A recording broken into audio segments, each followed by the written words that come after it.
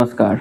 आज बात करेंगे ईरान और इजराइल के युद्ध के बारे में और भारत में एलपीजी शॉर्टेज क्यों हुई है। आज से लगभग 14 दिन पहले 28 फरवरी को इजराइल ने ईरान पर हमला किया, जिसमें ईरान के सुप्रीम लीडर अली खेमनेई की मौत हो गई। उन्होंने शहादत दे दी। जब ऐसा हुआ तब ईरान एक घायल शेर की तरह बन गया और उसने यूएस के जो सीक्रेट बेस थे सिक्योरिटी के, उस पर हमला किया। इजराइल पे उसने मिसाइल दागना शुरू किया और साथ ही साथ सबसे बड़ा कदम ईरान ने जो उठाया इस युद्ध में वो था स्ट्रेट ऑफ हार्मुज रास्ते को बंद कर देना। आपने भी अपने क्लास में पढ़ा होगा स्ट्रेट ऑफ हार्मुज रास्ता। ये वो रास्ता है जिससे दुनिया भर में 20% एलपीजी और पेट्रोल का निर्यात होता है। मतलब यहाँ से एक्सपोर्ट और इंपोर्ट इस रास्ते से किया जाता है। ईरान ने जब ये फैसला लिया तो दुनिया हिल गई और ईरान ने कहा कि वो बस दो मुल्क रशिया और चाइना को इस रास्ते का यूज़ करने देगा। ऐसा क्यों ईरान ने कहा? क्योंकि बुरे वक्त में सिर्फ रशिया ने और चाइना ने उसका साथ दिया है, जबकि भारत को भी उसका साथ देना चाहिए था। ईरान ने कहीं वैश्विक मुद्दों पर भारत का साथ दिया है और ईरान ने अपना एक पोर्ट भी भारत को दे दिया था ताकि भारत उसे विकसित कर सके। लेकिन ईरान के जब सुप्रीम लीडर की डेथ हुई तब भारत सरकार की तरफ से, जो कि एक इंटरनेशनल प्रोटोकॉल होता है कि किसी भी देश के प्रधानमंत्री या सुप्रीम लीडर की डेथ होती है तो शोक संदेश प्रकट किया जाता है, लेकिन इस तरफ से भारत सरकार की तरफ से कोई शोक संदेश प्रकट नहीं किया गया ईरान को। इसी कारण ईरान नाराज़ हो गया और प्रधानमंत्री नरेंद्र मोदी पर आरोप लगते हैं कि वो यूएसए से डर के यूएसए से ट्रेड डील कर रहे हैं और यूएसए भारत पर दबाव बना रहा है कि हम लोग अपना तेल यूएसए से खरीदें। और क्योंकि हम लोग रशिया से भी तेल खरीदते थे भारी मात्रा में, तो यूएसए को ये बात खटक गई और यूएसए भारत पर लगातार दबाव बना रहा है और कहीं ना कहीं हमारी सरकार यूएसए से डर भी रही है। और अपोजिशन लगातार ये आरोप लगा रहा है प्रधानमंत्री पे कि ये डरपोक प्रधानमंत्री हैं, इन्होंने सरेंडर कर दिया है अमेरिका के सामने और उन्हें नरेंद्र सरेंडर का नाम अपोजिशन वाले दे रहे हैं। अब समझते हैं कि एलपीजी की शॉर्टेज कैसे हो रही है।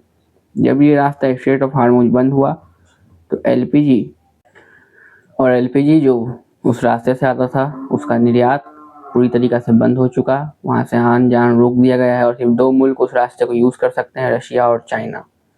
जबकि भारत को भी ईरान का साथ देना चाहिए था।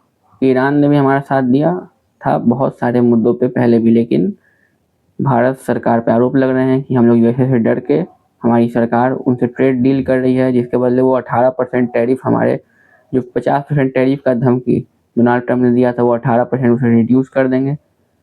साथ ही साथ यूएसए कह रहा है कि रिलायंस यहाँ पे आके तेल का कुआं लगा है, उससे बेनिफिट होगा, जबकि असली बेनिफिट यूएसए को होगा और हमारा नुकसान हो रहा है। हमारे देश में लोग फिर से लाइन में लग रहे हैं, बिल्कुल नोटबंदी वाले हालात हो गए हैं और इसे नोटबंदी 2.0 का नाम भी दिया जा रहा है। साथ ही साथ ब्लैक मार्केटिंग बढ़ गई मार्केट में। बहुत सारे अमीर लोग पहले से ही एलपीजी को भर रहे हैं अपने गोदाम में, ताकि जब बुरा समय आ जाए तब इसे महंगे दाम में हम लोग बेचेंगे। और बहुत सारे गैस एजेंसी वाले परेशान हैं क्योंकि वीवीआईपी जो होते हैं वो पहले ही सारे गैस को उठा ले रहे हैं, इलीगली या लीगली भी। जैसे अभी पटना की एक गैस एजेंसी ने कहा कि डिप्टी सीएम सम्राट चौधरी ने किसी एसडीएम को भेजा और 11 गैस की डिमांड की, उनके पास 4 थे तो वो 4 गैस ले गए।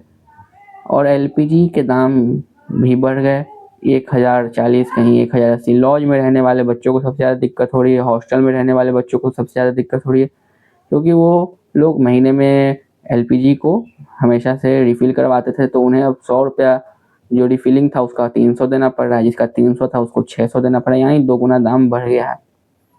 और पूरा विश्व इस समय एक संकट से ही जूझ रहा है इस युद्ध के कारण। और इजराइल और ईरान का जो युद्ध हुआ तो जब ईरान के सुप्रीम लीडर अली खेमनेई मरे तो वो कोई आम आदमी नहीं थे, वो वहाँ के सुप्रीम लीडर थे। पूरी दुनिया ने शोक जताया, लेकिन भारत सरकार ने शोक नहीं जताया।